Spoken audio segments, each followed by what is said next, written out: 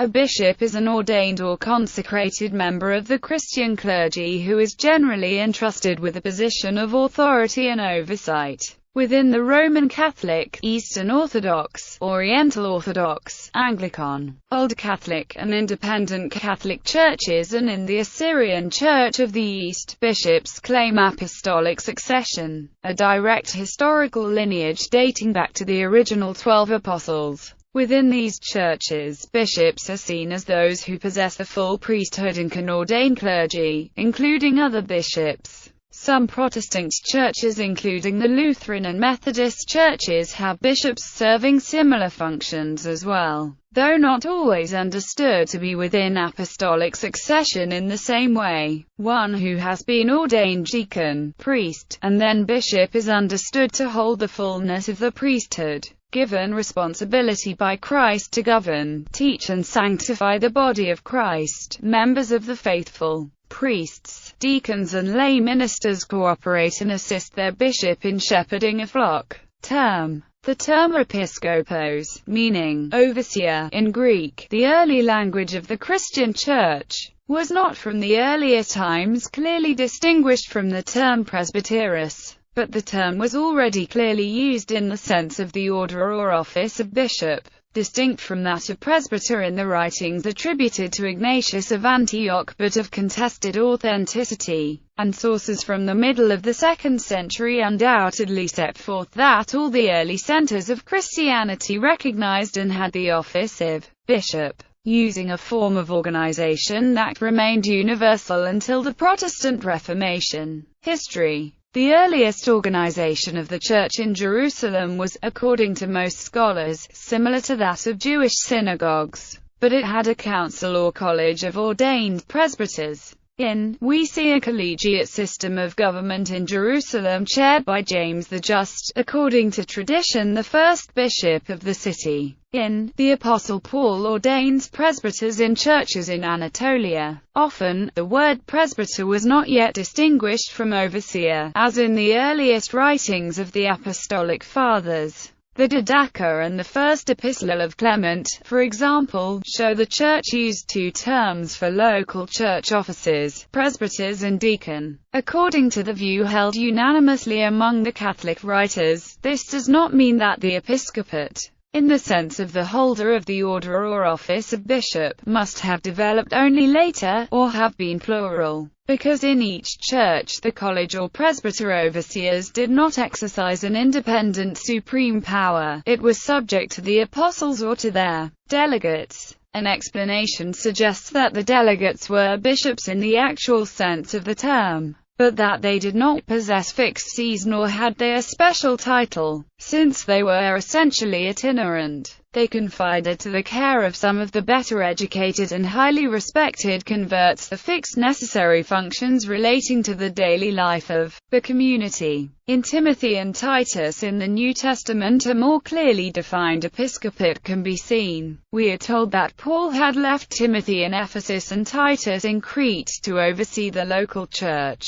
Paul commands Titus to ordain presbyters, bishops and to exercise general oversight, telling him to rebuke with all authority. Early sources are unclear, but various groups of Christian communities may have had the bishop surrounded by a group or college functioning as leaders of the local churches. Eventually the head or monarchic bishop came to rule more clearly, and all local churches would eventually follow the example of the other churches and structure themselves after the model of the others with the one bishop in clearer charge, though the role of the body of presbyters remained important. Eventually, as Christendom grew, bishops no longer directly served individual congregations. Instead, the metropolitan bishop appointed priests to minister each congregation, acting as the bishop's delegate.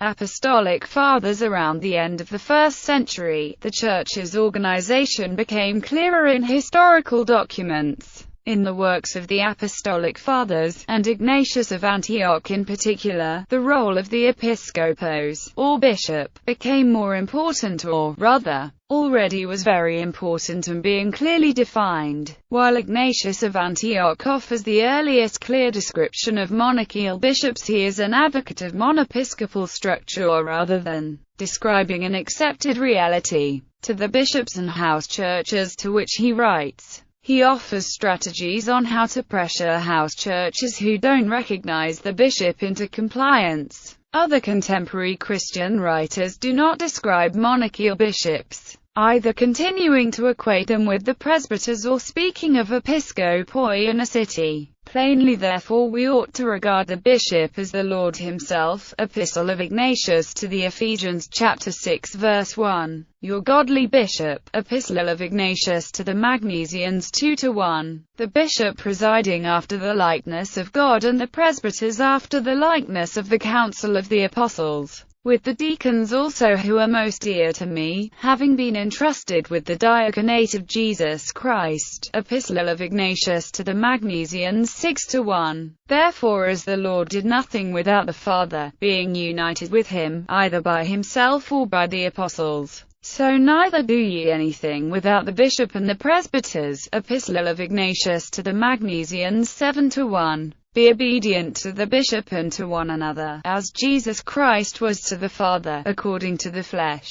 and as the apostles were to Christ and to the Father, that there may be union both of flesh and of spirit. Epistle of Ignatius to the Magnesians 13:2. In like manner let all men respect the deacons as Jesus Christ, even as they should respect the bishop as being a type of the Father, and the presbyters as the council of God and as the college of apostles. Apart from these, there is not even the name of a church. Epistle of Ignatius to the Tralesians 3:1. Follow your bishop, as Jesus Christ followed the Father, and the presbytery as the apostles, and to the deacons pay respect, as to God's commandment. Epistle of Ignatius to the Smyrnans 8:1. He that honoureth the bishop is honoured of God. He that doeth aught without the knowledge of the bishop rendereth service to the devil. Epistle of Ignatius to the Smyrnans 9:1. Lightfoot translation. As the church continued to expand, new churches in important cities gained their own bishop. Churches in the regions outside an important city were served by choir bishop, an official rank of bishops. However, soon, presbyters and deacons were sent from bishop of a city church.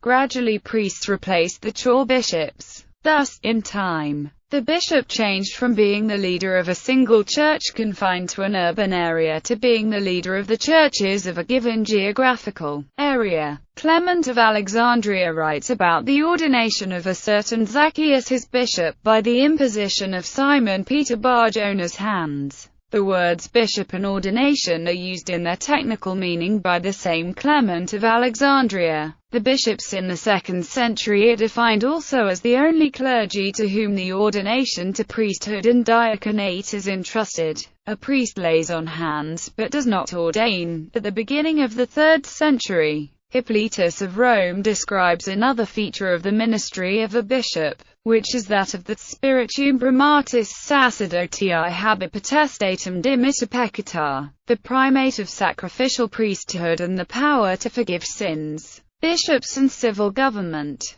The efficient organization of the Roman Empire became the template for the organization of the Church in the 4th century, particularly after Constantine's Edict of Milan. As the Church moved from the shadows of privacy into the public forum, it acquired land for churches, burials and clergy. In 391, Theodosius I decreed that any land that had been confiscated from the Church by Roman authorities be returned. The most usual term for the geographic area of a bishop's authority and ministry, the diocese, began as part of the structure of the Roman Empire under Diocletian. As Roman authority began to fail in the western portion of the empire, the Church took over much of the civil administration. This can be clearly seen in the ministry of two popes, Pope Leo I in the 5th century, and Pope Gregory I in the 6th century. Both of these men were statesmen and public administrators in addition to their role as Christian pastors, teachers and leaders.